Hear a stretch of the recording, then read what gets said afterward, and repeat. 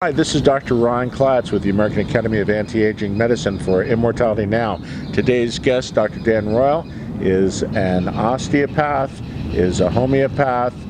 He's a good friend of mine, a member of the Academy of Anti-Aging Medicine, an innovator in healthcare, a physician who is no stranger to innovative new therapies, and we're going to talk about a problem that is close to each and every one of us, and that is increasing abdominal girth in the Western world, and pendulous abdomens, and that problem that affects so many people who are doing everything right with their health, but they can't seem to get rid of that big belly. So Dr. Royal, please tell us about the new information you've unearthed.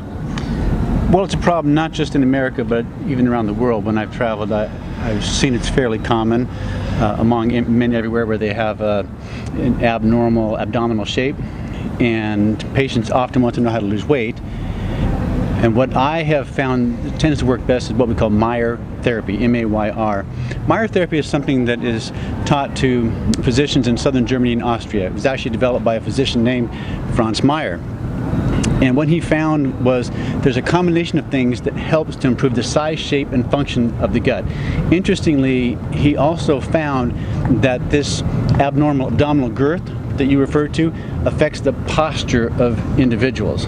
So it affects the entire person. When patients do weight loss therapies, they're focused on losing weight, and they need to be not just focused on losing weight, but improving their body fat composition. So for example, if you're doing a diet and the body fat's not improving, that diet is making you worse. Most people will do well when they first go on any diet because they get rid of the foods that they're eating that they're reacting to, causing maybe some kind of dysbiosis. But then they're going to plateau, they're going to gain the weight back. The reason I like Mayr abdominal therapy, it's more complete protocol. And it's not, there is a dietary regimen to it, but it's focused again on improving the size, shape, and function of the gut, and weight loss is secondary. So there's three basic components. One is chewing the food more thoroughly, and you can make this work with your lifestyle, by the way.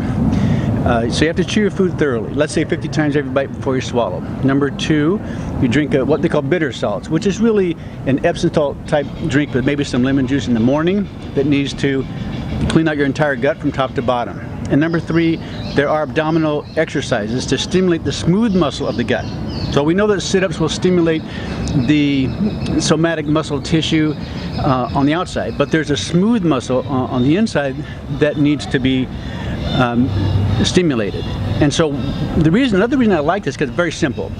Patients can do this at home. It doesn't have to be overly complicated.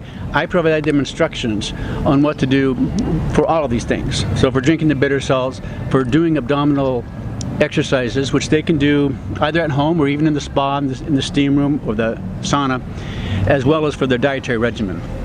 One of the things I like for the dietary regimen to make it simpler is to use a protein powder, and there's a company I like that actually has a natural sweetener made from maple, so you can, and it is a complete meal. So you can use that, let's say, for breakfast or lunch, and then the only time you really have to do the chewing is in the evening for dinner. So you can make this work for your lifestyle.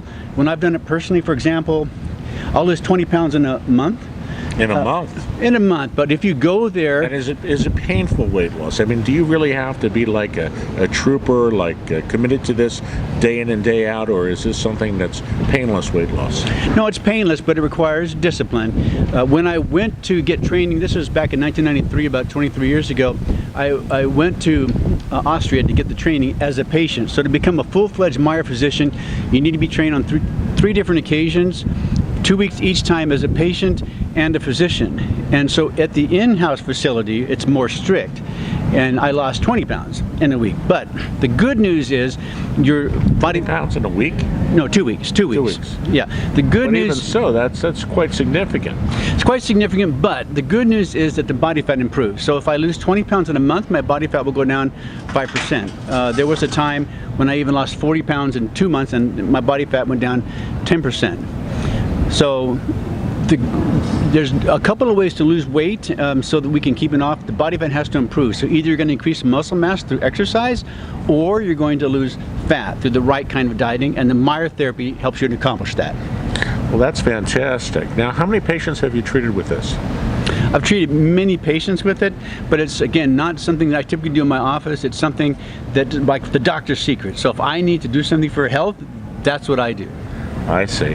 And routinely, you're losing, 10 pounds a week, but routinely, what are your patients losing?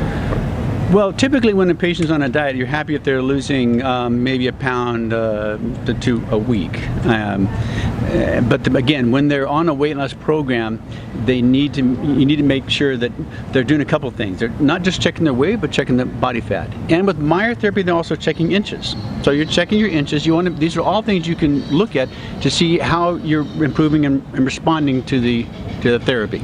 Is there a probiotic component to this? Because much of the information that's coming out right now is about the biogenome, and there is reports of significant improvements and changes happening with people who have fecal transplants, fecal cell implants, transplants.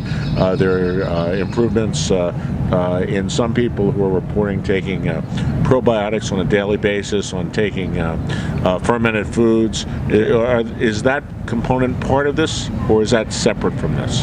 It would be separate from this. It's something someone could add to their regimen. The Mayr therapy is very simple and very basic, as I explained it, but you are right. The dysbiosis is a big problem, and in America, we don't pay attention to the gut. It's typically ignored as an organ altogether. There are products that are coming out that are not just probiotic, but prebiotic, and some of these prebiotics, for example, have a soluble fiber. And the fiber is important in the gut because the fiber will lay down a product called butyrate, and butyrate sends a signal to the brain to say, hey, everything's okay. You don't need to be sending any inflammatory factors here. Everything is okay. So the fiber is an important part, as is the bacteria or the flora to repopulate the gut. Yeah, there's an awful lot of information that has come to the fore regarding the gut being the second brain. And I know that so many people with candida infections, yeast infections, they have distended abdomens, and it's because they're actually growing a healthy crop of yeast in their gut, and by modifying the flora, they can help get rid of the candida and get rid of the dysbiosis, get rid of the bloating as well.